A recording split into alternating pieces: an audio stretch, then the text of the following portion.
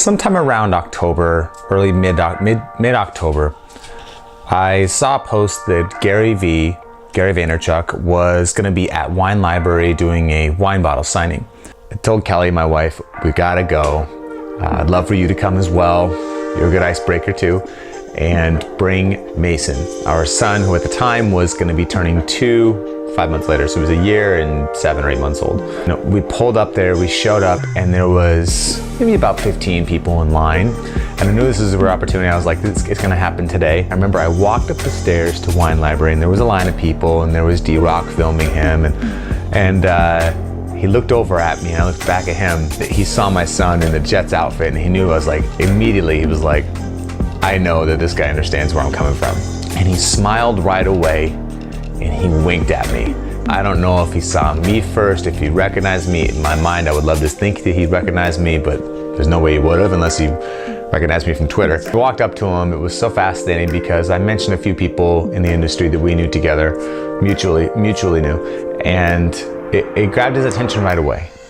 And in typical Gary fashion, I started mentioning to him how I ran this 30-day challenge for Bonobos, the men's clothing company, and it was very successful.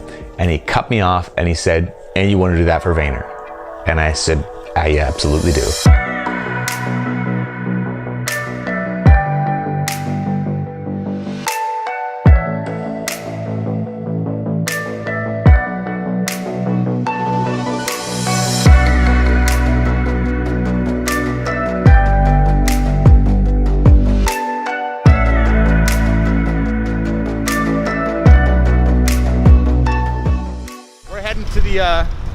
To the location of where we're gonna run class number 1 for Vayner and PureWow. So we're gonna see how everybody's doing. It's gonna be interesting. This was, 2 avenues over. I timed it. I told everybody it's a 7-minute walk, and I walked slowly when I timed it. And so we'll see how long it takes people to get here.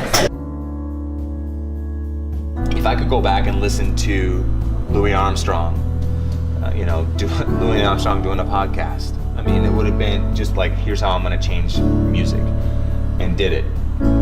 It would be incredible to have that. And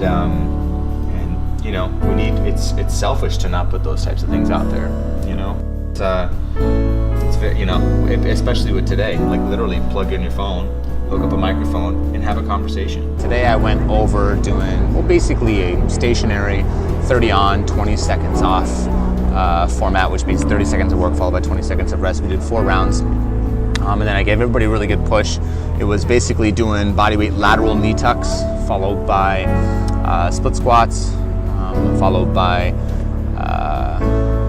push-ups, kneeling push-ups on the ground, or full body, basically pushing yourself off the ground to develop more of that range of motion through a full press, which we've been working on with everybody. The 4th thing was doing ab crossovers, just basically reaching up and crossing over the knee. And the last thing was doing bodyweight squat jacks, so a jumping squat motion. And I also taught everybody a thoracic mobility stretch, where you basically are turning your neck and torquing and trying to increase that range of motion turning.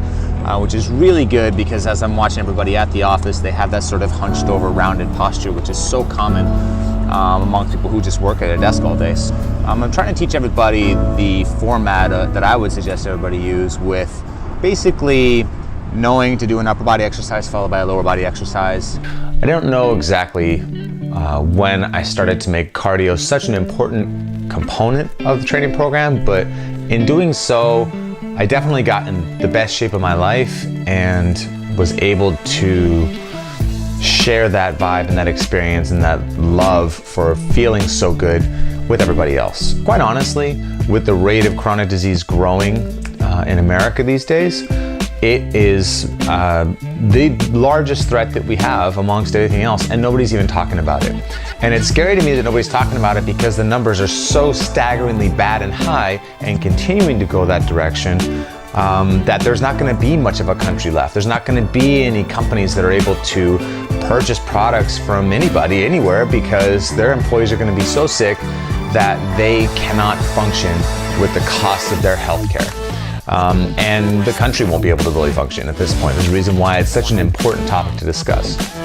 Today I wanted to mix it up, and I asked everybody last week if they'd be down with learning how to jump rope, and everybody was, and today they crushed it. So I wanted to go over basic jump roping mechanics, and in addition to that, still doing some ladder drills and keeping people moving, which is the most important thing with group classes.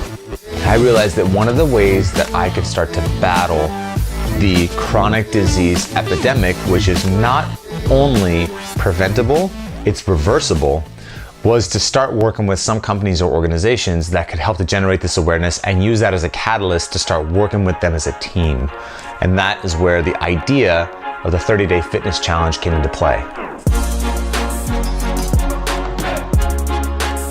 All right, so we have finished up the 30-day fitness challenge with the Manhattan office for VaynerMedia and PureWow.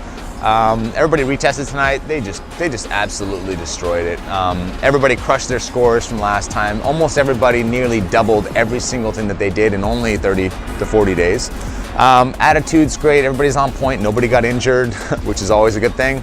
I'm super proud of everybody, and this is a sign that if you work hard and you stick to a routine, you're structured, at least for what we can be structured with today's schedules, you can achieve great things. And again, this is just the beginning stages of getting people set off on a good track to knowing how their bodies feel from working hard.